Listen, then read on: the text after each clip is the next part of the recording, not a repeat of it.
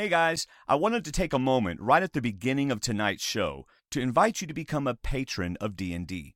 It's easy to do, and you even get patron perks like early knowledge of show news and early listens of song parodies. In fact, right now, all patrons are getting $2 off their D&D shirt orders. But even more than that, becoming a patron is a way for you to say, thanks D&D, here's an energy drink. Click the Patreon link on our website, stwdd.com, and check out our Patreon page. Who knows? Maybe your $5 will take us over our next milestone goal. Thanks for listening and enjoy the show. This is Kelly Wentworth from Survivor San Juan del Sur, and you're about to listen to one of my favorite sources for all things Survivor. This is Survivor Talk with D&D. So find your flint, grab a bag of rice, and all your fishing gear, and let the bartering begin. Take it away, D&D. Hello, everybody. Welcome. This is Dwaine. And David. And we're just two best friends talking about the show we love, Survivor. And tonight, we are recording live on our website. You can watch us at stwdd.com. And you can watch and chat. What's cool about that is they have their own, they just sit there and have conversations while they're watching us. And then they don't catch everything, so they still have to go download the audio, which is great, you know, on iTunes. So, but we're discussing episode 2 of Survivor Worlds Apart. Good episode, wasn't it, David? It was good in different ways. David, I'm sorry, but before we can move forward in our friendship, much less the show, I mean, is this going to be anything at all like last week? Just look. Until you acknowledge the sinful pride that you have in beating me in last week's Miko's challenge, I just need you to acknowledge you steamroll progress in our friendship, David. Well, I did get the title again this week. Are you acknowledging this, David? I need you to acknowledge. Well, when we try to build things, and I have an idea that I think is better than yours, I've got to go with it. We're gonna miss this, Dwaine. We're gonna miss these start of the show conversations because our source is gone. I know. Where is Vince when you need him? He's on the beach answering calls. Apparently, he took all of his exit interviews from the beach.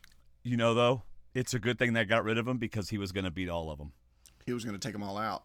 He was going to take them all out. The show was going to end next week. He was going to take everybody out. Every single one of them were going to be gone. Anyway, we are recording live on our website, STWDD, Survivor Talk with D&D. And I'm monitoring Twitter, so if you watch us live and you hashtag STWDD, it will show up on my feed, and I will say what it is. For example, here's one by Mr. Ashton Myers. Will made a dumb move by flipping to Joe. As much as I hated Vince and wanted him gone, he could have controlled the tribe with majority. Now he's number 4. Ugh, he ticked off Joe, Nina, Jen, and Hallie because they were supposed to split votes. As much as I love Nina... Oh, he already said that. No, as much as I love Nina, it was dumb of her to tell Will that Vince thought his health was getting in the way of the challenges. Now, we're going to talk about all that later, but that is an example of what happens when you hashtag STWDD. So do that, right? Your acting skills are improving because I went through about 5 things in my head. Is my microphone right? Am I shaking the camera again? What am I doing? When you start talking about, we need to talk, David, before we get started. What am I doing wrong this week? I got you. We host 2 bloggers, y'all, Shayna and Alex, again, on our website. They'll probably, Alex usually has his up a little bit quicker, or sooner, I should say, than Shayna does, but they're both up there. In fact, last week's got a lot of hits. There's a lot of people reading those, so make sure you go check out our 2 blogs on our website. And the last thing before we get to the show is, well, there's 2 more things. Movie Talk with D&D is coming up. What was that? Our T-shirts are only on sale for less than a week. I don't know. All right, $12 for guys, and there's 6 different colors. Offline. $14 if you're a woman and you want one of those women's fitted tees, right? They're $14. They come in 4 sizes. But go out there now because next Tuesday they will not be on sale anymore. So go out there. You can go on our website, stwdd.com. On the right, you'll see pictures of the shirts. Just click on one of those. It'll take you there. And remember, if you're a patron of Survivor Talk with D&D, even if it's as little as $1 a month, there's a link on our patron Facebook group where you can get yours for $2 off. So become a patron. But even if you're not a patron, get a Survivor Talk t-shirt. They're really awesome. David, we promised everyone we would announce the first movie for our new podcast, Movie Talk with D&D. Are you there, His David? His phone alarm will be fine. David? David is frozen. I see David no more. So I am going to continue on without David. So we're going to do a new podcast called Movie Talk with D&D, and we are going to be taking over the Shooting the Breeze feed. And let's see, Power Surge. Oh, David just had a power surge, so he'll be back in just a minute. Our first movie. Well, gosh, I hate to tell you this without David. Oh, here's David. Our first movie on our podcast, Movie Talk with D&D, is, drumroll. No, you can't hear that. I got it. Drumroll. There you go. Die Hard with Bruce Willis. I love that movie. I know. Well, we're going to talk about it in about 2.5 weeks. Towards the end of March, our first episode of Movie Talk with D&D will be Die Hard, and our special guest for that episode will be none other than Will the Giant Ninja. Yeah, we've talked to him about things with legal precedents, and he's going to bill us unless we have him on the show. Yeah. So we should probably get that over with. Yeah, all I did was say, hey, can I use the name? He answers us, and then he goes, that'll be $200, please. He answers with like 90% of the sentence. That'll be $200. ... Yeah. To hear the rest of my answer. And I'm like, we need a few more patrons if we're going to pay $200 per question. That's Will right. The Giant Ninja. All right. Initial thoughts, Worlds Apart, Episode 2. Okay, I left this episode thinking to myself, I wish David had his overlay up. That's what I left the episode thinking. But also what I thought was, what a great episode. I love how they edited it, right? We spend time with this caller, and this caller. Then we have a commercial. Then this caller, and then this caller, and then the challenge. And then we get tribal count. I just liked it. Plus, I liked everything that they did with the tribes during those first parts of the show. I really enjoyed it, and I enjoyed the way CBS edited it. Yeah, I also wrote down editing because there really wasn't much for us to get from the tribes. I mean, you can pull something out of most any conversation, but for the most part, between blue collar and white collar, it was just kind of funny and just kind of the experience. And that's what we joke about before. We want to see the feed, the behind the scenes that shows us what's life like on the beach. You know, right. we don't always want to see. We do want to see the fighting. We do want to see the planning. We want to see what else they're doing. And it was a lot of beach time. But at the same time, I was thinking, because this season Davis is really into the challenges. He wants to have a challenge birthday party. Uh-huh. And I told him, I said, go get your shower, bud. Get out here about 10 after 8, and you'll probably see the first challenge. No challenge. You know, we didn't get a challenge till almost 8:30. We only had one challenge this week. Well, yeah. And I'm thinking, I was really enjoying all the segments we were getting. I'm like, I'm kind of glad we only had one challenge this week because it really would have killed probably 3 segments that we got, if not more. Oh, yeah. So it was really good. I'm glad we only had. I love 2 challenges, but I'm glad we only had one again because of 3 tribes. Yeah. Another initial thought: Dan backs up the big talk at the challenge. Way to go, Dan! No kidding. Applause. Has Probst ever responded so surprised? Really, Kelly, the in-shape state trooper? Oh, I'm sorry. I probably shouldn't have said that. Really? He's like, wow, we already had donuts over here for Dan. We thought for sure it was Dan. And it must have been obvious because Dan reacted right away. It seemed like Probst looked right at Dan and says, really? You're more like a manatee and you're going to get in this challenge? So. Dan the manatee. Oh, I feel a parody coming on. But anyway. All right. One comment to change the game. One comment to find him. One comment to change his mind. And in the alliance, bind him. Very That's another nice. one of my initial thoughts. Very nice. Yes. Is that from Die Hard? No.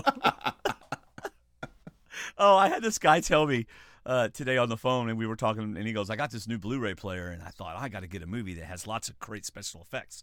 So he just went and grabbed one of the Lord of the Rings. Just happened to be the third one. Yeah. He's watching it, and he goes, what in the world is this movie? It's like, dude, you got to watch the first two. Yeah, he probably saw that Return of the King and said, oh, this will be a good movie. Yeah. What's he returning from? Yeah. All right, my last initial thought, Kelly, the undercover police officer, is doing a great job of being an undercover Survivor player. Yeah, because I haven't seen her at all. Is she still undercover as a police officer? I don't know. Yeah. She's there. She's there to make sure everybody behaves or something. And wasn't that a extra scene on EW or something? Yeah, she was on an extra scene. Her poor thing, her big confessional wasn't even on the show. I know. She's like, I'm getting to know everybody. I'm doing this. I'm doing this. I'm doing this. I'm doing that. And I was like, oh, you're on the show. Hi, Kelly. Yeah, there's Kelly. She's the one I thought was going to be like a Tony, be all in everything, which maybe she is, and they're just not showing us. Or she might not have found the idol yet. So. Yeah. So those are all my initial thoughts. How about you, David? Do you have any? I wrote one. I had a lot of thoughts about it, but they were too long. So I wrote one that Survivor is not about being yourself. It's about fitting in. And both Vince and Mike had bouts of being themselves too much. What are you talking about? You're just a lazy bum. I mean, come on, man. Can he not sense that he's poking him the whole time he's there? I mean, I know we're only seeing what they want us to see, but it really seems like he's doing 24/7. I know. And I'll be honest with you, it drives people. I guess one of my pet peeves is people that can't sit still. People that have to do things all the time. I know. And gosh. I see. They don't particularly bother me as long as they don't expect me to do what they're doing. As long as I'm not in their plan. Yeah, it's like, look, I'm going to do what I need to do. Just because you're working doesn't mean I have to be working at this exact moment. Especially if there's a makeshift basketball goal. Take a few seconds and play basketball.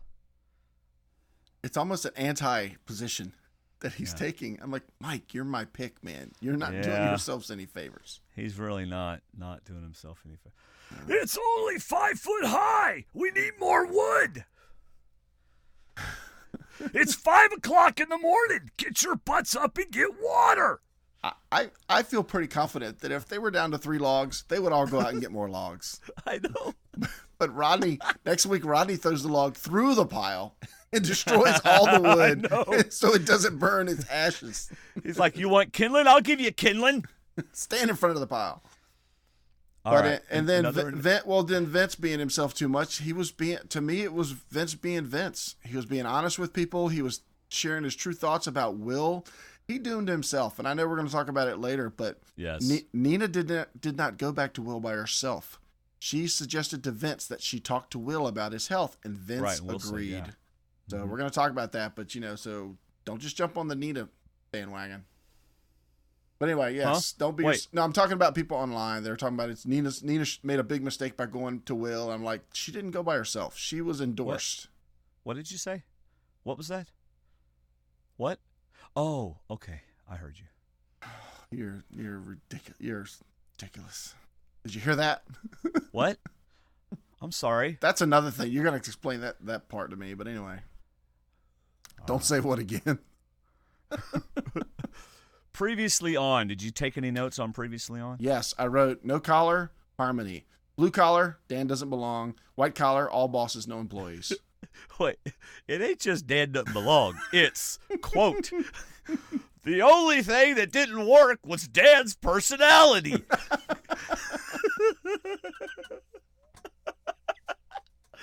I mean, there it was.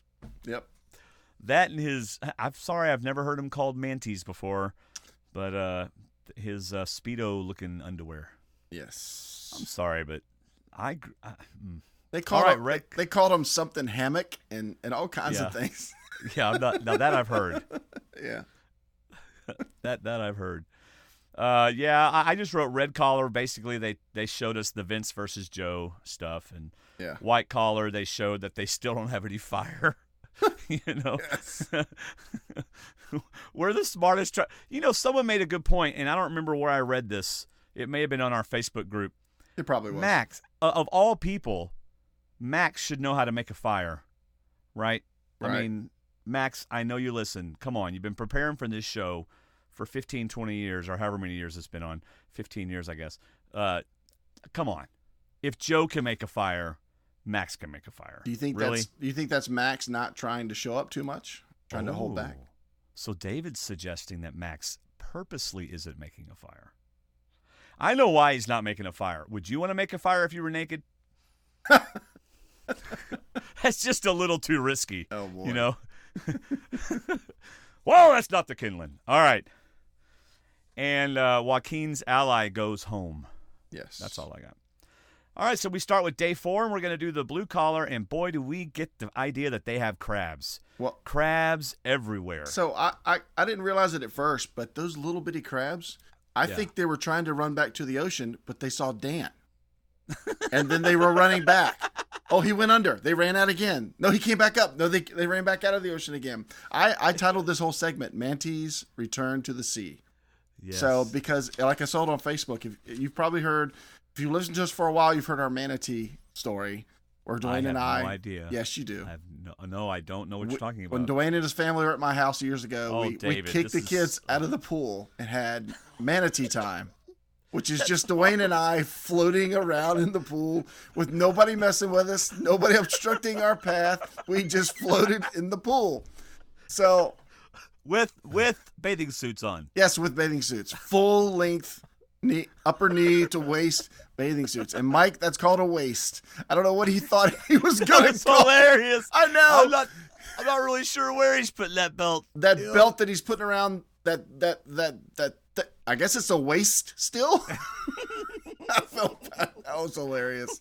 I think, don't you know Dan called Mike tonight last night. He just gave him a hard time about that. But that was yes, we used to have manatee time. Yes, and that's what I was picturing when he was saying mantis. I knew what he was saying, but I was thinking manatee. And of course, Dan's kind of built like us, and I'm sure he floats in the water as well as we do. And that was hilarious. I could just see him coming up saying, "Uh-oh," because there is no raw dog in jeans. So, oh man, I cannot imagine. I would have been still swimming. He probably looked for him for a while, but I'd have still been swimming looking for those things. I know. What's funny is they're all sitting there eating, and they're like waiting on him. So you know he'd been there for a while. Yeah. You know? What are you doing? The crabs are going to be gone. It probably took him 10 minutes just to figure out how in the world am I going to make shirt and underwear. And it looked like a baby with saggy diapers. I'm sorry, Dan, but you gave me so much laughing today. Looked like a diaper that got cut on the bottom. Yeah. A breakaway diaper. Okay, let's assume he put his legs in the armholes. All right? Right. That's not even where I was going, but what I'm thinking is I don't want to wear that shirt anymore. You know? I don't even want to wear the shirt anymore. Sierra says, so you don't have a shirt anymore. And he's like, what do you think? No, he goes, not for my back. Yeah. But anyway, so he tells the whole story. And then there's also a scene on CBS.com on the videos where he explains exactly what happened. And he really did lose his underwear. It was not what Lindsay was thinking, that he might have been doing some kind of ploy. He really did lose them. But they wanted to remind us that Lindsay is still not falling for Dan, trying to get back into the group. Instead of being Mr. Annoying, now he wants to be Mr. Funny. Right. You know, this, that, and the other. So, and the reason we're spending so much time on this is because we forgot to cover the Mannies last week. So, we forgot. Well, now we know the only reason in this world why they would have shown them last week. That's right, because we never got a glimpse of them this week, thank goodness. Right. Because don't you know, the editor was going, do we have to show these? I'm like, yeah, next week he loses them. Okay. Oh, that explains the scene. Okay. Yes. And I love the whole Lindsay and Sierra sitting there. Lindsay's like, is this real? Yeah. Wake me up, please. And then he walks past and they get the real view to show that it is real. Man. Oh, so that's Blue Collar. Thank you, Dan, Blue Collar. you better get over here, Dan.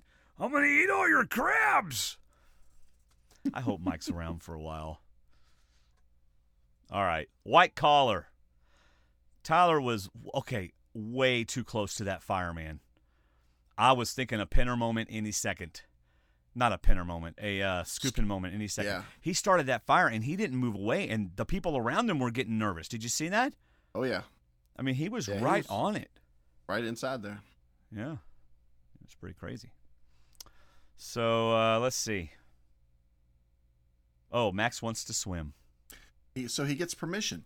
He asked everybody, "Do you mind if I go take a swim?" And I don't see any problem with that. But Well, he wants to make sure everybody knows. Attention, I am about to disrobe. I'm going to go swimming in the buff. and the real players know exactly. Well, the new and improved Richard Hatch, Mm. and then Hatch 2.0. And I love what Shireen said to Tyler. What do you plan to do for the rest of the day? Tyler goes, "Not look at that." That's right. That's right. Now, I like how Tyler says how much is for show and how much is to distract from how well he knows the game. So, honestly, I think Max is doing this for a couple of reasons. Now, granted, I'm not Max. I don't know for sure, but I think he's doing it because he knows he's going to get screen time. He's also going to know that it's going to be like a Hatch moment. I mean, Hatch made a lot of waves doing that and really made a name for himself doing that. And this is a way for Max to get his name out there too, right? Mm-hmm. And it also throws the rest of the tribe off just a little bit. Right. And I think Tyler's smart enough to know that. Tyler's saying, this isn't just a throwback to Hatch. There's some strategy going on here. So what are they doing, or what are they not doing if they're sitting there talking about Max out in the water with no clothes? They're not talking strategy. Strategizing. That's right. They're talking about Max. So, but like you said, I wrote down that same thing about Tyler's confessional. Yeah. One act, this is Max. He's got a bit of a no collar streak in him. It's what he was saying. So it's neat to hear that from somebody other than who I thought was going to be the smart confessional players of the game. Right. Well, Max did inspire Shireen because Shireen can relate to guys like this. But he's surprised that she's washing dishes like this. I'm very surprised that she's washing dishes. Max goes, I don't even think they're washing dishes like this at the no collar tribe. I'm sorry, but I'm thinking naked is for when you're in the water, not when you're out of the water, leaning over, squatting, doing all these things while you're washing the dishes. And poor Tyler and Joaquin are like, oh boy. Yeah, this pot, sure, do that pot.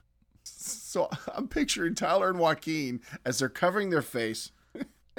and Joaquin says, "I got too much pride to do that." And Tyler says, "At least somebody's got pride on this tribe." That's right. But they're saying, "Okay, we're just going to walk away." And the cameraman goes, "Hold on. Let me get the camera ready for the next shot. Just stay right there. Hold your pose for a second." And they're like, "No, we don't want to look anymore." And he's like, "Just hold on. This is good." And he's still filming him. Well, they don't think he's filming, but he's actually still filming because they are the most uncomfortable. And they are fully clothed. Long sleeve shirts buttoned up to the neck, standing in front of Shireen. It's called overcompensating, David. Just a little bit. It's called overcompensating. Okay, so I have a question, David. Okay. Who's the lucky cameraman that gets this tribe? Meanwhile, back at the red camp, that cameraman is a happy guy, and they meet up later that night, and it ain't. Yeah, but the other guy's got the blue camp. Dan's over there, so yeah. So the no-collar cameraman's going, "Oh yeah, this is why you bring Jeff orange juice in the morning, That's so right. you get the good tribe."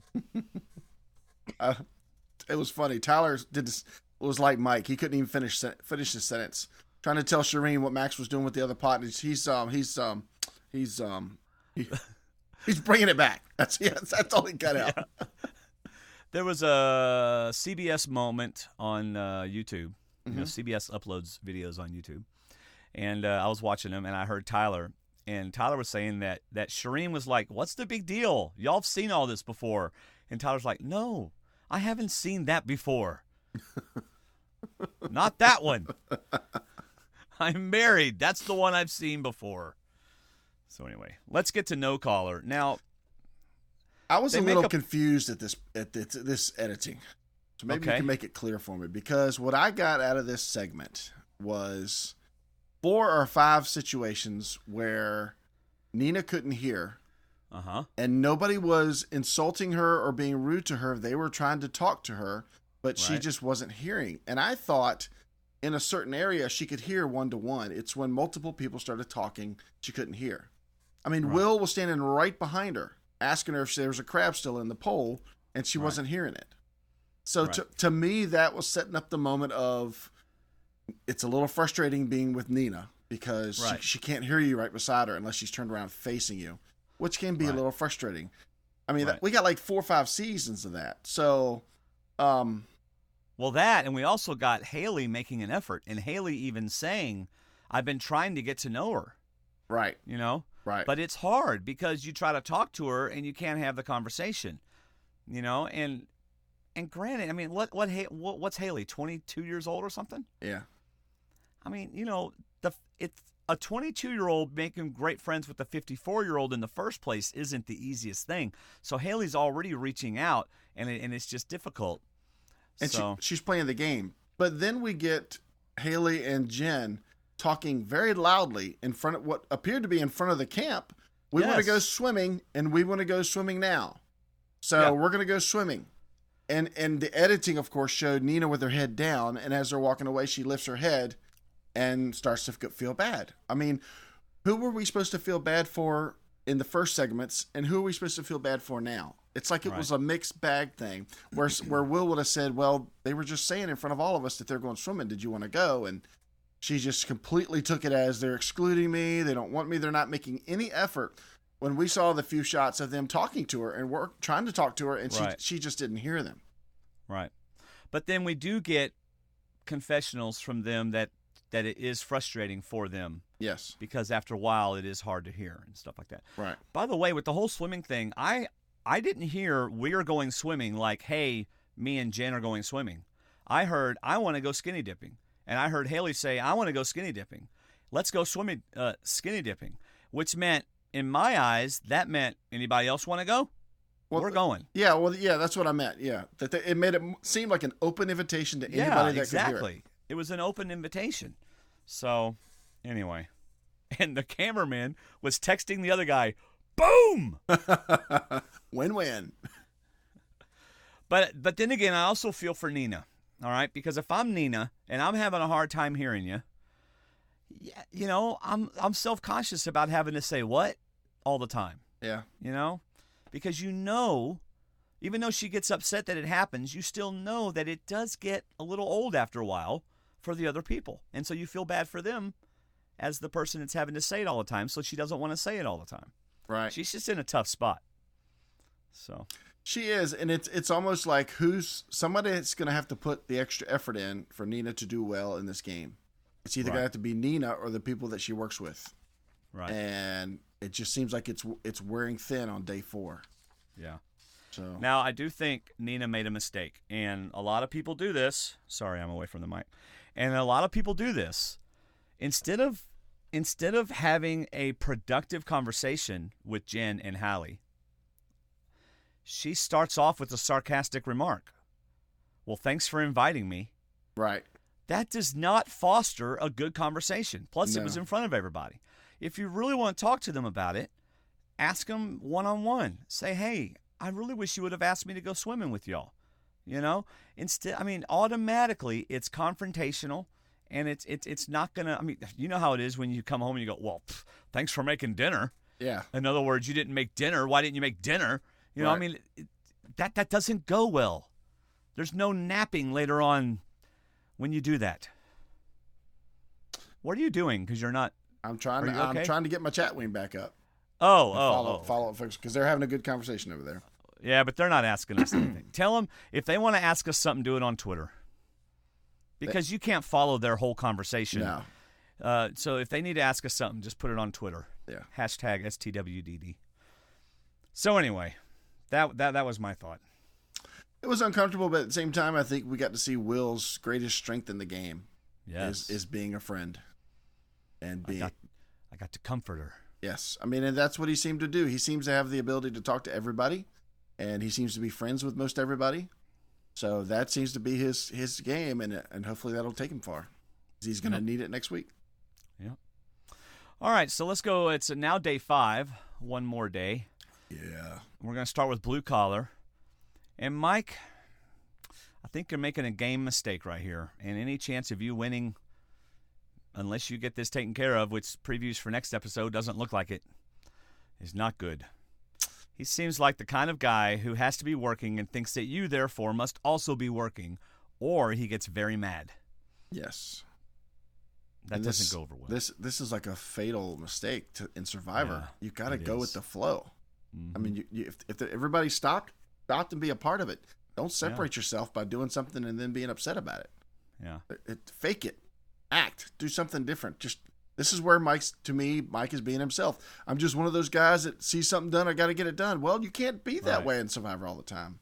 Right. I mean, even Dan was trying to be a part of it, and he tried to pull Dan and says, well, I can't. Wait a second. Let Sierra shoot first, and then I'll come over there. Right. You know? I'm surprised Mike didn't go, okay, I'll play basketball, go slam it and break it. Oh. Hey, firewood. Well, hey, we got firewood. That's right. Yeah, Mike's the kind of guy, he wakes up at 5. Okay, we have 12 hours, but let's get it all done in the next 3. Because then we got a challenge. Because when we come back from that, we're going to want to do it again. That's right. So, but the basketball, man, what a great idea! Makes you wonder why more of them don't do that. And we got a lot of confessional from Rodney in that segment. Oh yeah. And to me, he came out looking pretty good. Well, in that Mike's segment. making Rodney look good. Oh, David must have had another power surge because he looks like he's about to sneeze. I know y'all can't see it, but it's kind of funny.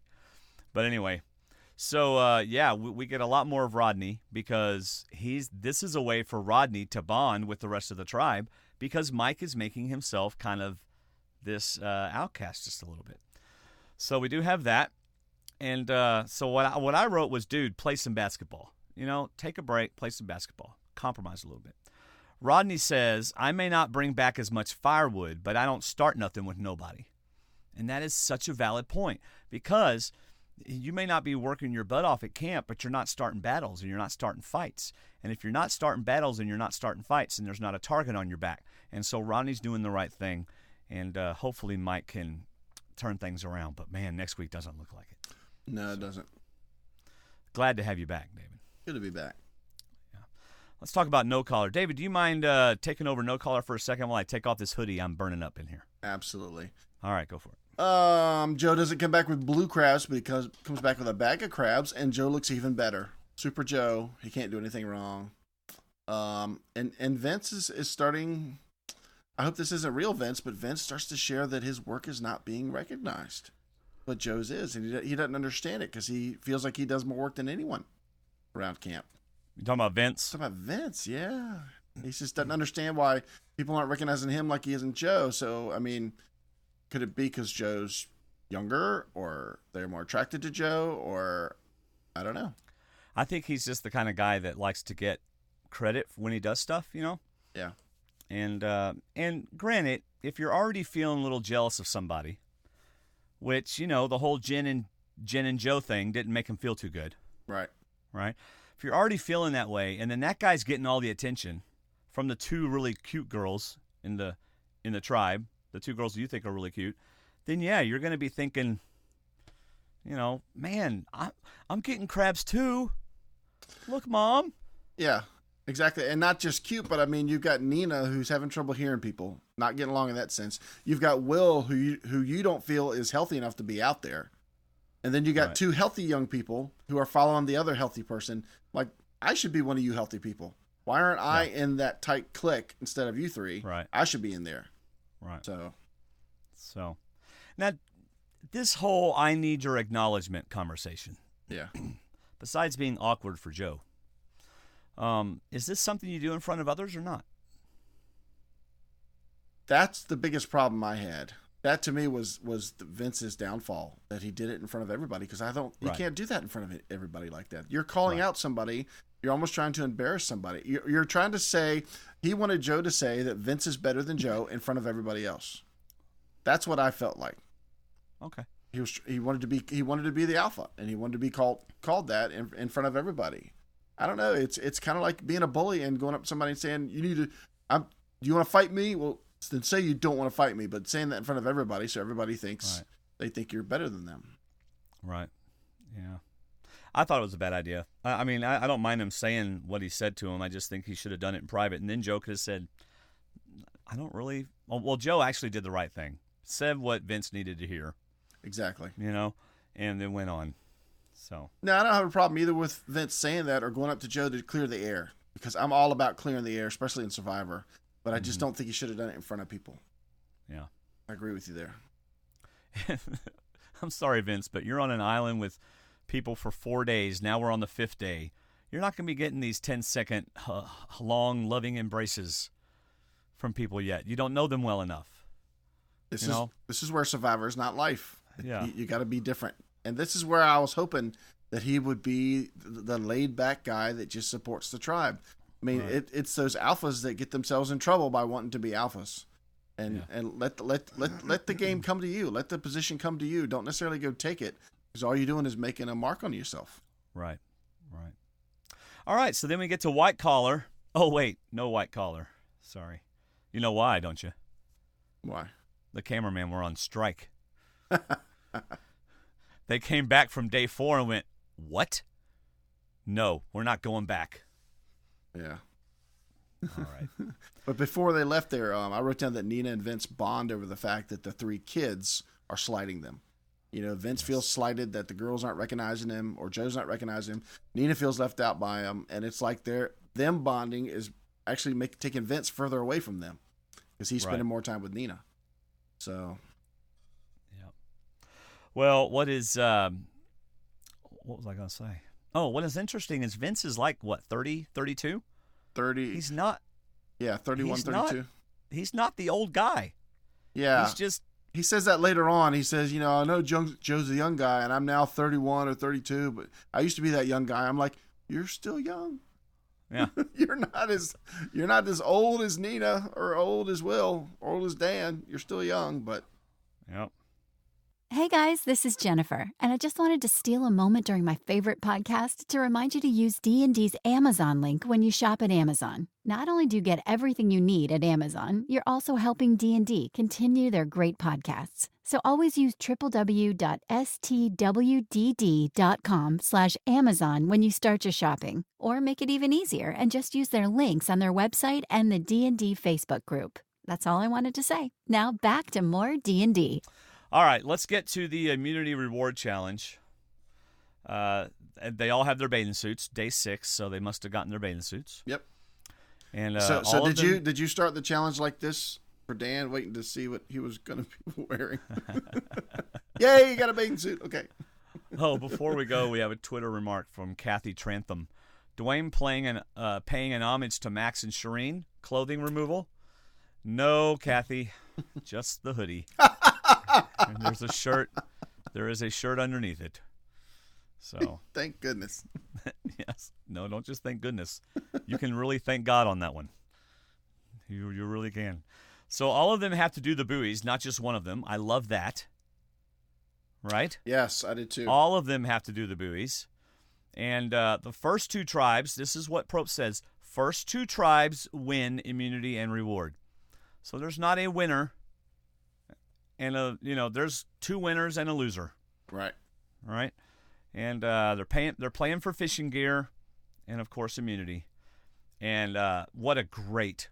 I don't know. I love this. There's so much involved in this challenge that I really liked it. I like they have to dive in the water. I like they have to do the whole buoy thing and jump over. I love them doing the maze thing in the middle and having to get up on the dock and then having to shoot. I just love the whole challenge. It was a great challenge to me. Somebody posted the first few seconds of it where I think it showed the first leg on our Facebook page this week. And I saw it and I thought, wow, what a grueling challenge to have to swim and work through all those ropes and mazes. It was really good. I liked it. Yeah. Now where Vince got in trouble was he allowed the rope to get slack. I mean, Will? No, Vince. Oh, Vince? He allowed the rope to get slack there at the end. He allowed it to get slack in front of the rope, right? He should have been holding the buoy and pulled all the rope through it while he was swimming, so that when he got to the dock, there was nothing left. But what happens is he gets to the dock and there's all this rope down there, and then he can't get it through the and it gets all tangled up and everything. Right. So it's like he pulled the rope with him as he was pushing the buoy. Yeah, definitely want to pull the rope instead of push the buoy. Right. So, way to go, Dan. I'm going to surprise you for a fat guy. And he did. He got there first. He sure did. I tell you what, don't you know that was a proud moment for him? Yeah, until Mike yelled at him. But yeah, that was a good moment. What did Mike yell at him? When Sierra was coming up to the dock, he goes, Dan, get up and help her up. Yeah. Dan's like, what? I'm sorry, I was having a siesta. I was having a heart attack over here on the deck. Did you see me? I made first place. Get up. Oh, man, that was great. So Nina also sits out, but that's obvious because she has the cochlear implants. So that's obvious. She said she had something to protect it in water, but I figured she'd sit out anyway. Yeah. Let's see. Oh, man, I was waiting for somebody to get hurt jumping over that top thing. Like trying to go a little bit too fast and getting your leg caught or something. Yeah. You know? But didn't happen. Nope. That was really good. By the time Will got finished, okay, first of all, I think, did Will get lapped by Shireen or almost? He got passed, and then the next person came up, yeah. I mean, the whole Joe and Will bouncing on the dock, cheering each other on didn't work. Nope. Will was, Will was out of it. He was good till he got past the halfway point of that gate. Yeah. Then, I think, but they kept showing him looking around, and the more he looked, the more panicked he got. And it just didn't help him. Yeah. And then I think every time he looked around, it's like he lost the direction the buoy was going on the rope. And I think you're right. I think that's what really messed him up, and he just panicked. Yeah. And then when he gets up on there, they're like, "You gotta touch the pole." he finally touches the pole. Yep. All right. So White Collar's the first to shoot baskets, and Joaquin kills it. White Collar just totally destroyed. Apparently, he's on the office basketball team. Joaquin is. Apparently. And apparently no one else except for Sierra can shoot baskets. Because really, by the time No Collar starts shooting, Blue Collar still had no shots. Right. So, it's hard to argue that Will lost it for them. Oh, you mean when No Collar, sorry, yeah. When they had no shots. Yeah, by the time No Collar starts shooting, Blue Collar had no baskets. Right. So it's hard to say that Will was the cause of their loss because they started off the same and they got all of theirs before they got any. Right. So I don't know that they would have won even if Will had done well. Did you think at all that the reason we saw that basketball scene wasn't just about Mike, but it was about how Blue Collar was going to win this challenge? Well, it could be. And do you think maybe they got some kind of... Because Sierra threw an air ball at the shelter, but she's the one that made all the balls in the basket. Right. Do you think maybe it was one of those clues and they got it a day early or something and it said, basketball is my favorite sport. I love the way they dribble up and down the court. I'd like to think that, but I don't think they do it a day early, though. They usually do it right before they go. So they just decided to play basketball at camp. But what a great idea. I know we're going back to that, but I don't know why other tribes haven't thought of this. Make yourself games for the camp Well, life. The Beauty Tribe bowled. So, yeah, keep your mind distracted. Do some things fun, but do them together. You're not doing it by yourself. But, yeah, do things to have fun. Go look for like a long, like a vine and make a circle out of it or whatever and get coconuts and then make a game of getting the coconut in the hole or stuff like that. Or go find a tree with some odd holes in it and look for little sacks that have little necklaces in them. Do that too. Well, yeah, but that's not a game you want to play with anybody. Why is nobody from White Collar and Blue Collar finding these idols? I don't know. I'm sorry, White Collar did find it. Blue Collar and No Collar. All these fans and no idols. Yeah. Well, they didn't get, White Collar didn't get a clue. Neither did Carolyn. Neither did Carolyn, so. She has her idol. Again for another episode. Wait, no, neither did Blue Collar. Blue Collar also didn't get a clue. But they know there was a clue available. Right. So, and the only clue Carolyn got was it's likely in a tree. Yeah. So, anyway. All right, so anything else about the immunity challenge? I just wrote down a few names like Haley and Jen, Sierra, Joaquin, Dan, and Rodney came through the challenge really well physically. If in 20 days when they're doing individual challenges, it could be a little bit different. But right now, they really are, especially Haley, man. She really impressed. She flew over and just blew through that whole challenge. Right. All right. Well, Good. Let's get on to back at camp. No collar, day 6. And this is, I got to tell you, Joe and Jennifer and Haley, it looks like they got pretty lucky. Joe. You don't think so? And Jen and Haley got lucky. Why did they get lucky?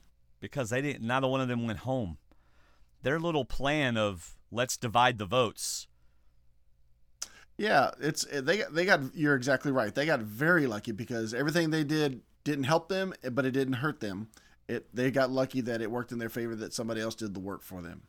Yeah, I mean, I agree really, with you. the tribal council ended up completely in Will's hands, and whether or not he made the right choice is certainly up for debate.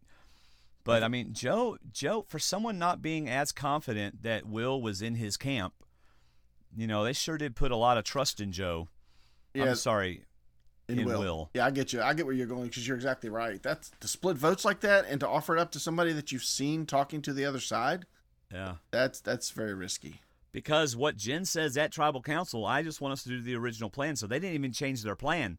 Yeah. So, and we see at tribal council, they were actually surprised that Will voted for Vince. Yeah. They were like, what? You didn't vote for Nina? I thought we were going to split the votes. So right. I know we're skipping ahead, but that kind of puts Will out there on his own. It does. And I threw out on our Facebook group, I was asking people yes or no, did Will make the right decision? And, things could change with a shuffle or a merge or something like that coming up. But most of the people said no, he made the wrong decision. He should have stayed with Vince and Nina and blindsided Jen. Yeah. It's interesting because this tribe doesn't really have a main 4. Like, White Collar has Carolyn, Shireen, Max, and Tyler. Right. Pretty much a tight 4. And Blue Collar has Sierra, Rodney, Lindsay, and probably Kelly. Right. And what's further making that strong is Dan is apparently annoying everybody, and Mike is apparently mad at everybody. Yeah. But then on the no collar tribe, you don't really have that. You have 3 and 3, and then a comic gets thrown out and throws Will into a tailspin, and it. But it's funny. You're looking for somebody to flip. One of the people of the 3 needs to flip from one side or to the other, but. It's I didn't expect it to be Will. I mean, I guess I could see it being Will because of his social skills, but I thought it was going to be Vince. I thought he was just going to see the strength in those 3 and be the one that flips. But this was bad alliance work. That he talks to Nina, and I like having personal one-on-ones, but to talk about, I mean, it's okay to talk about Will's health, to question it, to wonder about it, and but this is also a good time to blindside somebody. I'm like, how are you going to blindside somebody? You don't have the numbers. You're still only 3 and 3. I'm not sure how he's going to do that. But then Nina says, I think I'm going to go talk to Will about his health. I mean, do you want me to go talk to Will about his health? And Vince agrees. Yes. Okay, you're in a alliance of 3 against another alliance of 3, and you're going to go question one of those alliance mates' health and status in the game. As in, you're questioning, will they be any good a week from now? Or will they even survive the game? You're going to put doubt in their head about your faith in them. Okay, but see, I don't think that's what Vince was trying to get her to do. She kind of offered, do you want me to check on him? And, I think he's assuming that she's going to do it in a way that doesn't make him look like he thinks that he's going to die. You know what I'm saying? I completely agree. I don't think Vince sent her with that to get the outcome that obviously happened. But at the same time, I wouldn't let somebody else have that conversation for me. Yeah, maybe. Yeah, I would have wanted to have. If I'm that concerned about it, then for one, I probably wouldn't have said anything. I wouldn't want to question somebody that I want to keep loyal to me. Yeah, because you saw how it affected him. Nina, man. Well, Vince kind of thinks you blew it. Yeah, he's kind of worried about you in challenges. Will's like, what? Yeah. Me? I didn't blow it. Exactly. Right after Will tells her, guess what? It's not you. We're going to blindside one of them. I got the whole scoop. Man. I mean, they had it made, David. I mean, they had it made. Yeah. This shows Will's social skills that Joe and Jen are asking Will, "What do you want to happen? What do you want to see happen?" And Jen's like, "Well, I want to cut the head off the snake." And I don't think they see snake as in the leader and cut the head off, and somebody else. I think they see it as like the poison of the tribe. They see it as a person that just doesn't keep things harmonious. Yeah. So, but then like Joe had a good point. Keep it strong. We need to keep a strong tribe so we don't go back to tribal council. Right. So, But even if they did, there was Nina to vote off or there was Will to vote off. So they still could have, there was Nina to vote off, so they still could have done that. Right. But and then, like you said, Joe brings up the split vote plan. And Nina, and there you go. It says, Will talks about hanging around with Nina. And sure enough, he says, I don't want to vote her out. She's my friend. We got a lot in common. So why didn't Joe or Jen or Haley see how much Will was hanging around with Nina? And then if they did, what is their choice? They can't really go to Nina. No. And, the only thing they can do is maybe go to Vince and try to get him to go along. But you're almost... You're right. That was a really risky move for Joe to offer up to Will that we're going to do split votes. Put your faith in somebody's hands that's been with the other people. Yeah. In fact, Joe said something that is kind of scary. He says you have to trust people. Joe. I'm waiting for this to show up on my stream, and it's not showing up. But Mike has something to say on Twitter. Uh-oh. But I'm going to wait until it shows up on my stream so I can put it on the screen. It's not up there yet. Or don't go look. No, I'm not. I'm looking at the chat wing. All right, Tribal Council. Did Haley ever talk? I think so. I don't remember. I didn't write down a lot of words from there because it was kind of rehashing. It wasn't as good a Tribal Council as last time. Yeah. Well, Nina says Haley, Jen, and Joe are together, and then me and Will are together. And I'm like, well, what about Vince? Yeah. And Probst is like, so Vince, where are you? And Vince is like, I am cohesion. Yes. I am glue. That's where I am. Feel my stickiness. You sense it? I am holding this tribe together. Feel my stickiness. Yes. Okay. Jen is just like, I just can't believe I'm here and you're there. And it's so awesome because it's like I'm watching you on TV and you're amazing. This is so cool. I'm not going home. And even if I am, who cares because I'm here. That's Jen. She's going to care in a minute, but yeah. Yeah. That's Jen. All right, so Will broke the plan. He was supposed to vote for Nina to get a tie. He voted for Vince. I said this is probably not a good move because now now he's certainly not with Nina, and he's not with the other three. He's a lone wolf. See, I think he is with the other three, and I am supported by two lawyers on our Facebook group, Will and Cass, but I am in the minority because the majority of our Facebook group feels it was a bad move. But here's the deal. What's the deal, David? He goes with the split vote. He goes with Vince and Nina and votes out Kelly. So he's 3 against 2, but he's got 2 people upset with him. Joe and Haley. He goes with the split vote, and they vote out Nina. He's got Vince upset with him, but he's still on a strong tribe, and if something goes wrong, they can still vote out Vince the next time. I still think he was fine because instead of keeping Vince and allowing him to work his magic to get the people to vote out Will, because Vince is going to go back and say, well, look, guys, if we lose again, it's going to be Will's fault. Will's got to go. But if he gets rid of Vince, he gets rid of the person that's aiming for him. That's got him like in the side of this. It's like the discard pile. I think he's already got Will in the discard pile, ready to let him go as soon as they lose a challenge. But to me, Will goes back and says, look, guys, I know I did what I wasn't supposed to do, but he was coming after me, and I couldn't trust him. I didn't want to trust him around you guys. I just thought he was like Jen said, he was the snake in the tribe, and I just couldn't do it. And I'm sorry, but that's just what it is. I still think we're a strong tribe, and I think he's got a buffer because I think they'll still get rid of Nina before they get rid of Will, and I think there's going to be a shuffle before it gets too far. Yeah. If they lose another challenge, it'll be Nina, and then at that point, I think they'll mix up the tribes. I think they're going to mix up the tribes after episode. I think they'll do it during episode 5. That's what I think. I think 2 more vote outs. Yeah, I think 4 people total gone. Yeah. Yeah. So it never came up on my stream. But this is what Mike Holloway tweeted just now. Mm-hmm. Survivor Talk. Love Vince. Dude had game. Mm-hmm. Split vote? 4 question marks. More to that guy than meets the eye. Talking about Vince. And then he wrote, by the way, my voice does suck. That's a direct quote. I'm sorry. But that's him. Thank you, Mike. That means he's listening Awesome. I wanted Vince to stick around longer. I thought he could have done things. I just, but what he did got him in his own trouble. Yeah, I would have liked. I think the dynamic would have been more fun if Neenan was gone and Vince was still there. Yeah. Although Vince was awfully low key. I mean, after his initial, "The girl is mine" episodes. I don't know. Mike also tweeted me. He said, "David, can you tell that other guy to let you do most of the talking tonight? Hashtag Team Cholera." You got it, Mike. Yes, Mike is on David's Survivor fantasy game team, Team Cholera, the team of disease. Although you have 2 more people on your team than I do now. I've lost 2 people. Something? And you know what's going to happen next week? I'm going to make a prediction this week, and I didn't just read it on my phone.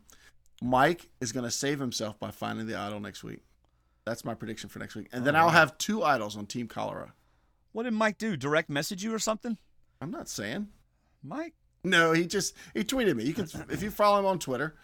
I do follow him on Twitter. He tweeted me. That's all. He just sent Well, me if he does a direct tweet to you, I don't see it. Well, it wasn't a direct message or anything. He just tweeted me.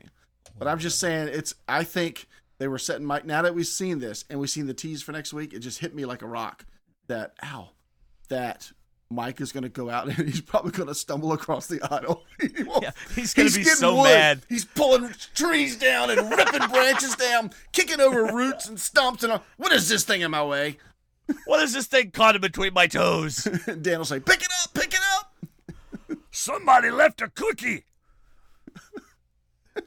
on a string. Wouldn't that be something if he's out there frustrated, ripping branches He's going to go back to camp. What is this? Can I eat it? It's not a scorpion, but can I eat it? Oh, hey, David, I forgot to mention something. What's that? If you want to have CBS All Access Pass, I think it's like $7 a month, but $6.99 a month or something like that. You can try it for free for a week. There's links on our website, and it says CBS All Access Pass. You can literally watch every single episode of Survivor that's ever been. Wow. And then also, like all their other shows are on there. So it's a free week trial. Go ahead and click our link, sign up, CBS All Access Pass. I'm going to do it this week so I can try it out for a month and just, so I'll be able to tell you all about it and everything like that. How can you beat free? That's right. How can you beat free? All right, let's get to listener feedback. We have first, Will the Giant Ninja. Hi, what's up, guys? It's Will from Wonder Lake again, a.k.a. the Giant Ninja. So we're going to be talking about Die Hard, huh? Nice. That gives everyone listening a reason to give a rewatch to one of the greatest movies of the past few decades. Seriously, guys, whether you're looking for a holiday classic, an action comedy, or even a date movie, Die Hard brings it. Dude, this isn't movie talk yet. Yeah, but it's starting to scare me that it will be. So, and I can't wait to talk about it with D&D in a couple of weeks. Good news, the Lady Ninja and the Little Ninjas will be out of town the weekend we're recording, so I can even pay attention to what's happening on the podcast. So for this week's feedback, I'm going to relate aspects of the episode to quotations from Die Hard. Bonus points to D&D if they can tell us where in the movie each quotation came from. All right. Okay. Number 1, come out to the coast. We'll get together, have a few laughs. You want me to go first or you go first? I haven't watched this it is in where 15 he's years. in the ventilation shaft because he's crawling through. He says, come out to the coast. We'll have some laughs. Yeah, I haven't watched the movie I guarantee you that's what it is. 15 years. I haven't either, but By I've the seen way, it. I've seen it about 21 times. So I can hear myself in your microphone. Can you? Yeah, you might want to turn your headphones down a little bit. Okay. Dear Max and Shireen, it's great that you're comfortable with your bodies. Seriously, good for you. And it's great that you're okay with folks seeing you naked because you're on Survivor. It's going to happen. But if you need to be naked in the water. Don't force your nakedness on other people. You're both in a great spot in the game. Don't give Tyler and Joaquin something to bond over, namely how uncomfortable you're making them. Don't ruin your game for the sake of your strange homage to Hatch. Number 2, hey, Sprechen Jatok. I don't know. Go ahead. Oh, that's the coworker talking to that's the Hans real Gruber. jerk. Yeah, that's the jerk. Yeah. Dear Jen, part of the art of Survivor is communicating with everyone on their level, not expecting everyone to rise to yours. Sure, it's tough to have a conversation with Nina, but you can't respond to that difficulty by shutting her out. That's terrible social play. Be the player that reaches out to her, not the one that shuns her. It doesn't matter that you have the numbers, and she'll be gone soon. One, because you might not have the numbers. You never really know how close you might be to going home. But two, and more importantly, because the person with ties to everyone is the one most likely to get information from multiple sources, and information is the key. And if somehow she makes it to the merge and makes the jury, you want her to be your friend on the jury. Number 3, I was always kind of partial to Roy Rogers, actually. I really like those sequin shirts. That's John McClane right before he gets ready to yippee-ki-yay. Okay. Dear Dan, yippee-ki-yay, mama family. Okay. That's the version. That's the kind of podcast that we do. Dear Danimal, when the waves take your manties, you do what you got to do. You fashion a diaper out of a shirt. You look ridiculous, but less ridiculous than Naked Max. Number 4, just a fly in the ointment, Hans, a monkey in the wrench. I think that's the first time they talks to him because he wants to know who he is. Right. Who are you? Just a fly in the ointment, Hans, a monkey in the wrench. Dear Mike, don't be the one guy in a group of 6 people doing something different. It doesn't matter whether you're right, and you were. If everyone else wants to play basketball, play freaking basketball. Don't be the odd man out. If you do, you'll find yourself on the short side of the numbers at Tribal Council, which bodes well for the man, Danimal. Do you think he was really working 24/7? No. I don't either. I just think they weren't working when he wanted them to work. I think they're Number just trying 5. to show him in trouble because next week when he finds out idle, he won't be in trouble. That's right. Number 5, is Mike on your team? Of course. Yes, he is. Now I have a machine gun. Ho, ho, ho. That's John McClane after he gets a machine gun. That's not a comment. That's on the sweatshirt, I think, where he kills one of the bad guys, and then he writes on the sweatshirt, says, now I have a machine gun too. That's right. But when Hans says it, he reads it and goes, ho, ho, ho. Dear Danimal, This rock movie is on, going to be brother. so much fun to talk about. Go ahead. You are awesome in that channel. I have a feeling I'm going to be sitting there listening to you and Will. And our You numbers are will go up and up. I'm just kidding. You were awesome in that challenge, and nobody saw it coming. From one bearded fat man to another, we're used to being underestimated. But I, for one, wasn't surprised at all to see you dominate that challenge. I knew you had it in you, and it was so much fun to watch. You know, during the audio podcast, I may put some love story music under this. I love that you went first, and I love that Probst had to throw in his "really" comment. Probst thinks that if you don't look like Colby, circa 12 years ago, you can't be great at challenges. He's wrong, Danimal, and it was great to see a big man prove it. Kudos, brother. Kudos. I love you reading it like a kid. Writing a fan letter. He was wrong, Dad. He was wrong. Danimal, I love that you went first. I gotta stop it. He's a patron. He might stop. Number 6. Welcome to the party, pal. That was after he threw the body out the window down to Al's police car because he was about to leave. Dear Joaquin, way to bring it in that challenge. You brought your team from worst to first, which was huge because you might have been the next out. Now, even if the white collars do have to go back to Tribal Council, Max and Shireen might decide to keep you over Tyler. Based on a need to compete at the challenges, you did what you had to do. Number 7, when you're a rookie, they can teach you everything about being a cop, except how to live with the mistake. Oh, that's the donut eating. That was Al talking back to John. Yep, the one time he pulled his gun. Dear Joe, you really are the next Ozzy, huh? Your strategic acumen almost cost you your power alliance. There is a time and a place for vote splitting. It's one of the most underappreciated tactics in this game. But that time and place has to start with full and complete trust in your numbers alliance. If you're in a 6-person tribe and you only have 2 alliance mates that you fully trust, don't split the votes. Because that 4th guy who you admitted you weren't 100% on can and often will use the information to blindside your alliance. Joe, you're fun to watch and you could go far in this game. But you need to pair up with someone who's better strategically, like Max or Shireen. and trust that person to make the decisions, because this one's almost cost you. Yep. Time. Number 8. If you're not part of the solution, you're part of the problem. Quit being part of the problem. That was Malcolm talking to the Coke guy.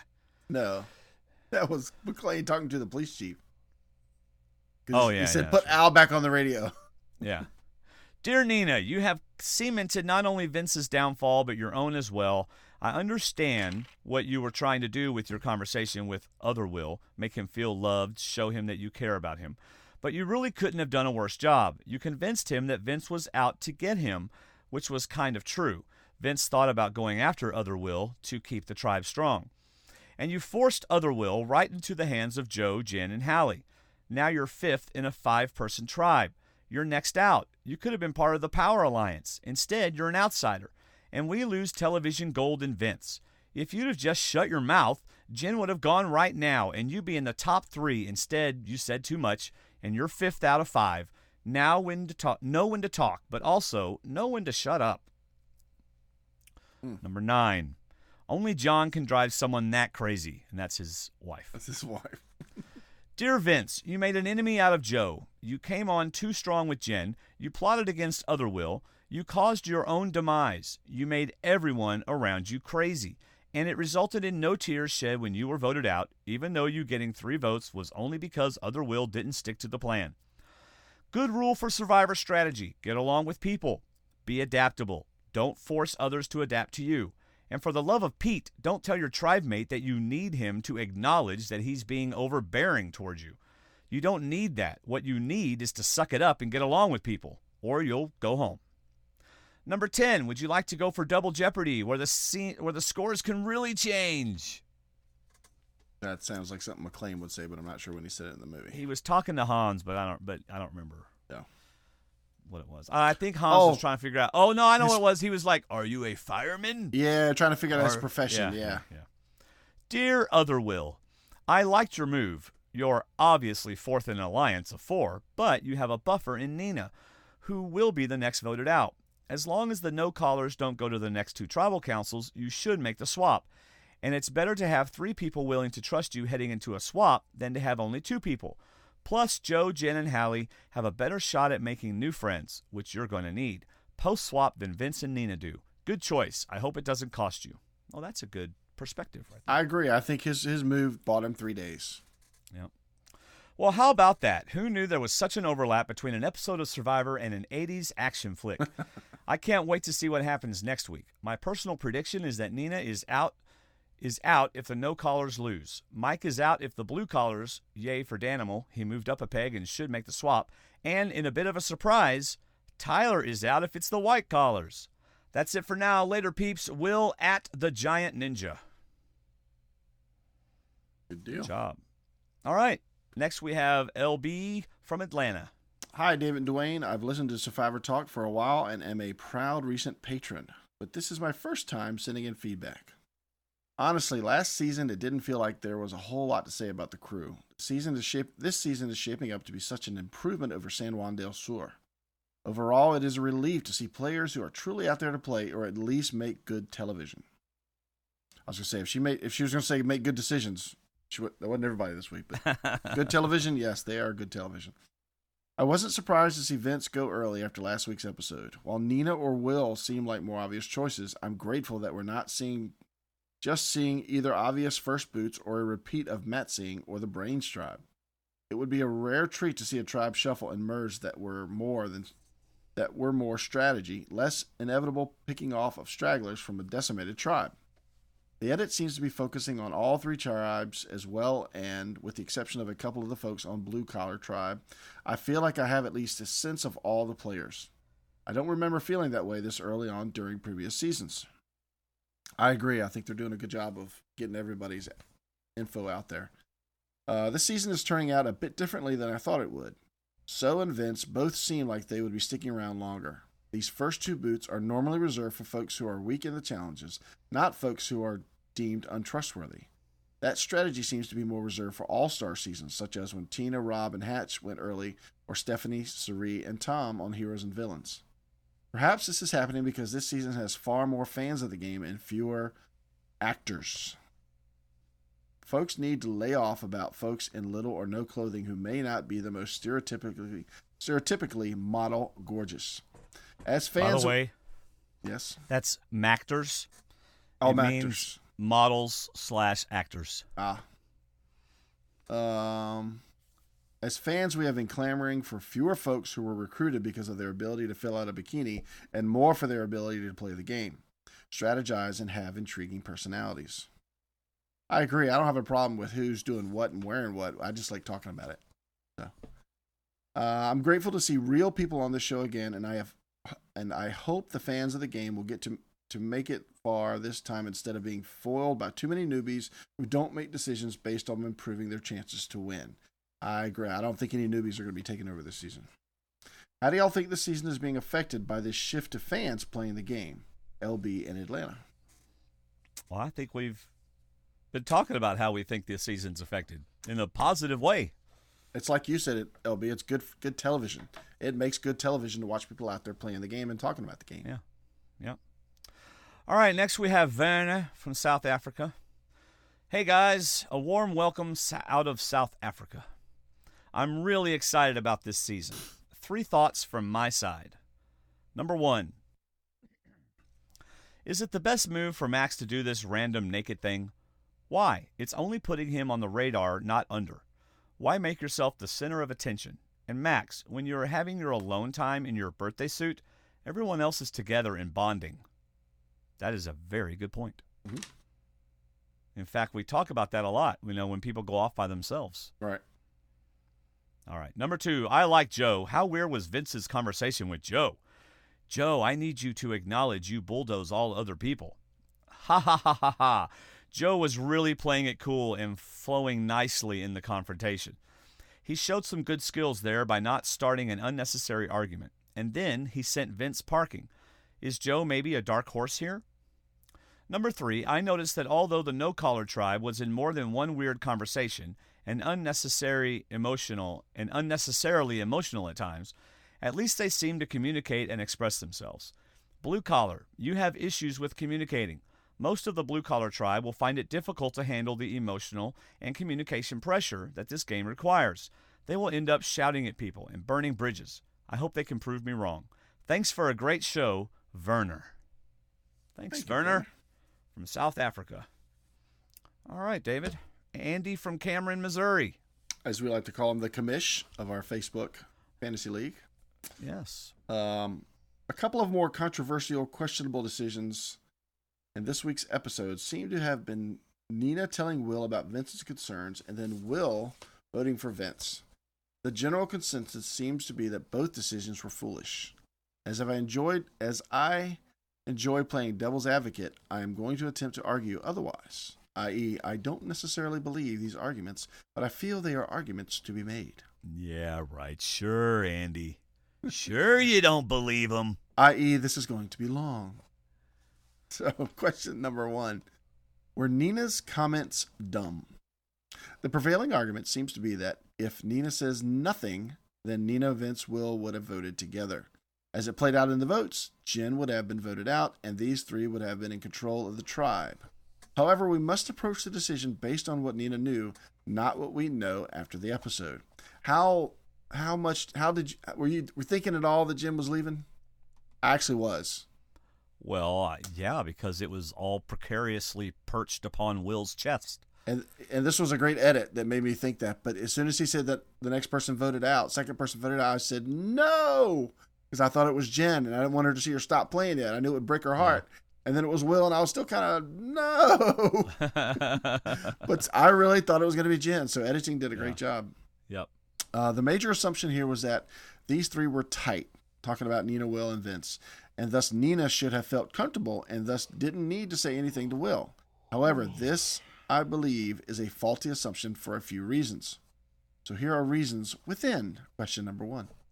1, because of her apparent weaknesses and challenges and her outburst regarding the skinny dipping incident, Nina rightfully felt that she had a large target on her back. Will also told her the other alliances planned to target her, which further emphasized this target. This justifiably raised her level of paranoia. 2, a successful vote depended 100% on Will. Was his information about the other alliance correct/honest? Were they actually going to follow through with the questionable plan to split the votes? To me, that sounds like a story someone would tell to make someone feel comfortable and is therefore suspect. Also, how much trust do you put in Will, who had been canoodling with the other alliance throughout the day? Though it seems unlikely to us that Will would vote for Nina, there were certainly plenty of reasons to question his loyalty, as I am sure that he too would like winning $1 million. Hardly a slam dunk. And number 3, the target is on Nina. The swing vote of Will seems questionable. What to do? What do? You take the Sandra route and you aim for anything but yourself. That's what Nina did, and it worked, at least in the short term. So as a recap, in hindsight, we see that her decision was foolish, as she probably could have said nothing and survived. However, based on the information she had, it seemed completely logical and even wise from a certain perspective. I give her a pass on this one. You're more generous than me, Andy. Saying. Question number 2. Was Will's decision to vote for Vince dumb? This one may be a tough sell. Will had 3 main decisions that he could make in this situation. 1, vote with Nina and Vince and send Jen home.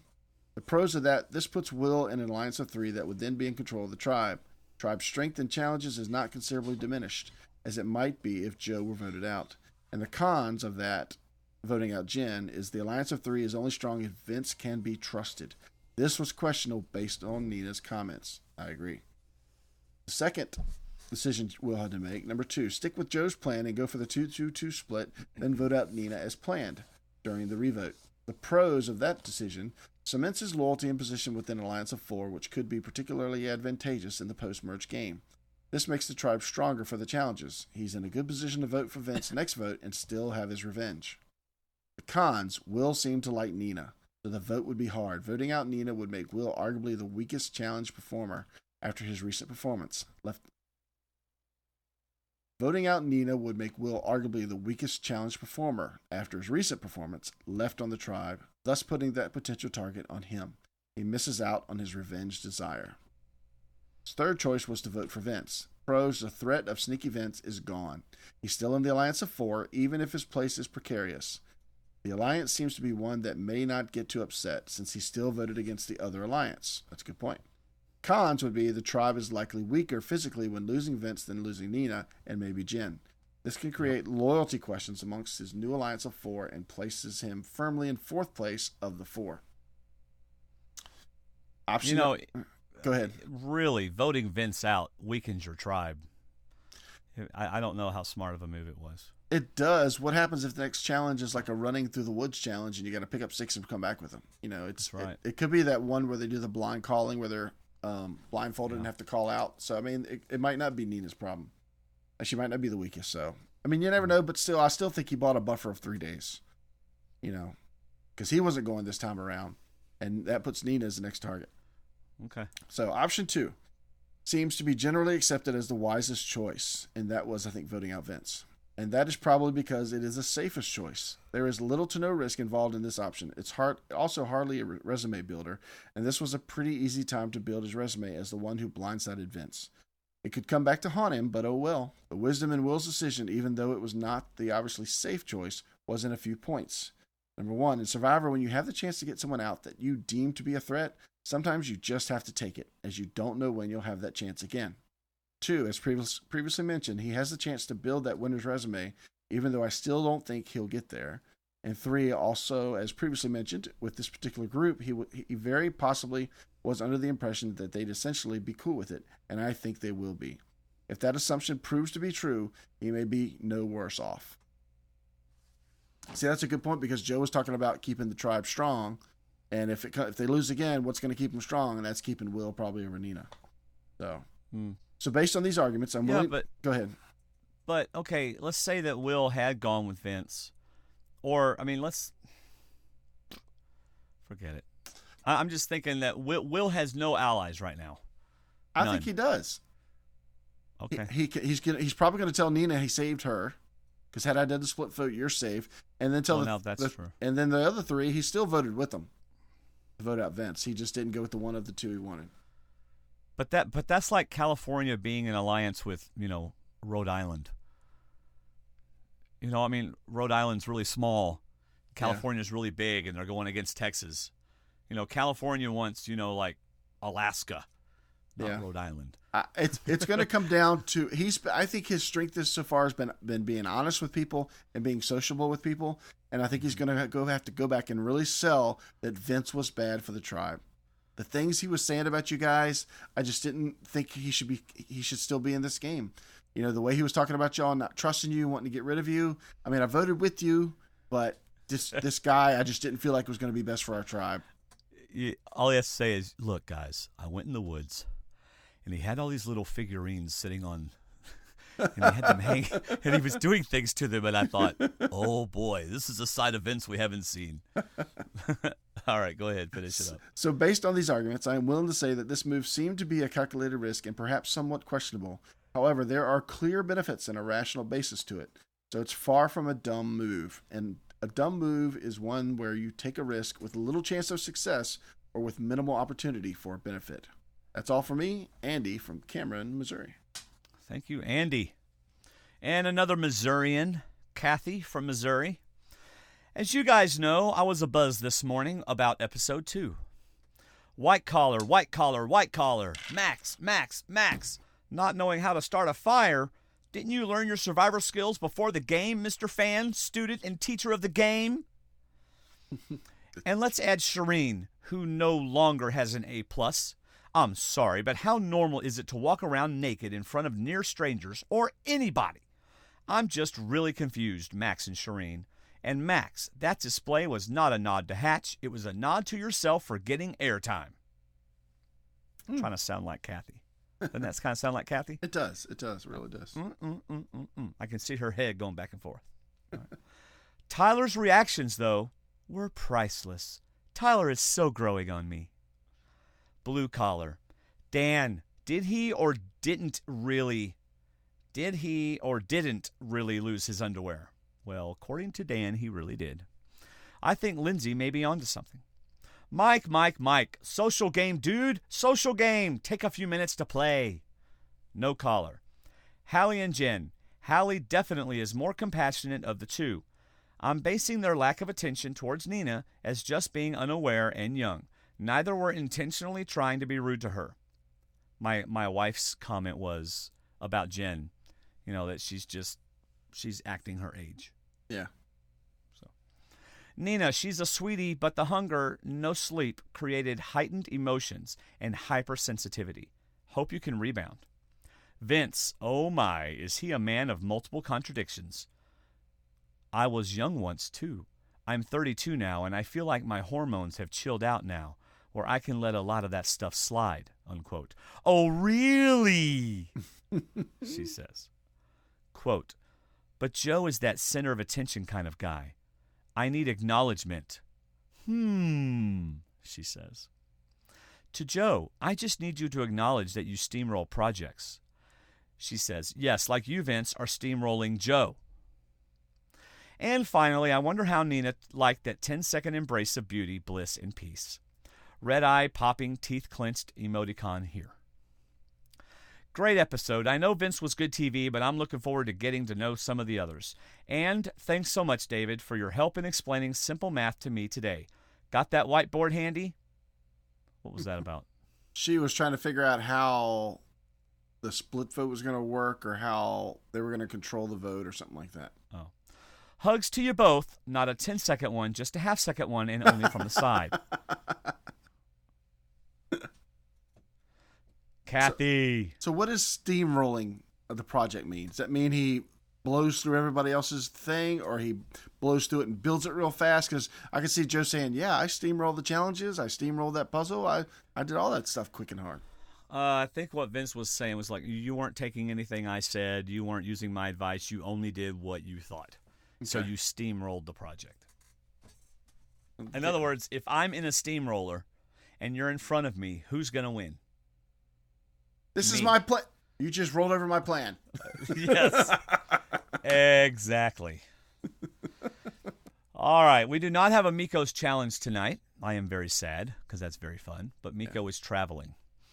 And we do not have our D&D Survivor Fantasy points yet, but we will post them on our internet page, stwdd.com, when we get them. All right? So we will be sure to do that. Anything else, David, before we close out the show? Good episode. There wasn't as much drama as we got in episode 1, but we got like our feedback said, good for TV people, good editing. It was a really well edited episode. Man, it flew by. Yeah. I felt like we were at the challenge, and it was almost like this is almost over. It just really went so fast. And I feel like we got a good representation of the tribes, except maybe white collar. We didn't get a whole lot of them, although we got more of them than we wanted in some respects. Yeah. But still, we got a pretty good idea of the tribe dynamics that are going on right now, and I think we're set up for a good episode 3. Yeah, it was kind of building to a no collar loss, because it seemed like we were getting nothing negative at white collar, just Mike at blue collar, but a couple different things at red collar. No collar. So it just seemed like it was. I say red collar a lot too. So it was kind of building it, but it was still really good, and I was blindsided. I really thought Jim was going to go at that when those votes started coming out. So they did a really good job editing that. Yeah, and I guess you noticed Prope saying, and the second person voted out of white collar, blue collar, no collar again. He did that again. Did you notice that? Mm-mm. I sure didn't. He did. I like your new beanie. You like it? I don't know what that is. It looks like an alien or something. It's Deadpool. What's that? He's a Marvel character. Oh, a comic book guy. In fact, they're making a movie right now starring Ryan Reynolds. No, they don't make movies out of comic books. No? No. Well, in a future episode of Movie Talk with D&D, you're going to find out if they make them out of comic books. All right, remember, y'all, less than probably the end of the month, the last week of March, we're going to be doing Movie Talk with D&D, and it'll be about Die Hard, so make sure you watch the movie before you listen to the podcast. Got a little taste of it tonight. Yeah. Less than a week until the shirts are no longer for sale. In fact, get them before Tuesday. Just get your shirt this weekend, because after Monday, I think they're like through Tuesday morning or something like that. $12 for guys, $14 for girls that like the fitted shirts. So, I mean, I know plenty of women that buy the guys' shirts. So, my shirts are fitted no matter what they are. Yeah, yeah. I go for the nice snug look. Yeah. So, and again, thank you for our monthly patrons. That is a tremendous help, and you also get early information and lots of neat little tweaks and perks that we like to give our monthly patrons. Thank you very much. Thank you for shopping Amazon. Y'all, I got to be honest with you. I know we did that little commercial in the middle of the show, but our Amazon, only like 20 orders in the last 3 weeks or something. There's not a whole lot of Amazon action going on. So if you are using Amazon, please use our link. It's really simple. Don't have the stuff in your cart yet. Don't even have it in a wish list. Just know what you want and use our link to get to Amazon. And once you're there, don't leave and come back, and go ahead and do your order and really help us out by doing that. So I was going to mention something else. Do you know what it was, David? You're probably going to say hi to Tina, who's in South Africa at 5:20 in the morning listening and following in our chat wing group. Yeah, pretty awesome. Hi, Tina. Thanks, Tina. Yeah, that's pretty awesome. So let's see. Anything else? Follow us on Twitter at Survivor_talk. Yep. Join the Facebook group, facebook.com/groups/SurvivorTalk. You can also join the Movie Talk Facebook group, facebook.com/groups/STWDD. And I think that's because Movie Talk was taken. I'm not sure. And you meant MTWDD. Yeah, MTWDD. Yeah. MTWDD. Got to get used to that. And those will just be audio. They're not going to be on Hangouts or YouTube or anything. No videos, just audio. Yeah. Sorry. David specifically requested that. Will's in witness protection, so he can't be on video. Yes, Will the Giant Ninja. Yeah, he doesn't stand out or anything. No. So. Look, Mom, there's a monster in the other end of the room. And he's doing drop kicks. Every time a board gets broken, a ninja gets its wings. Yeah.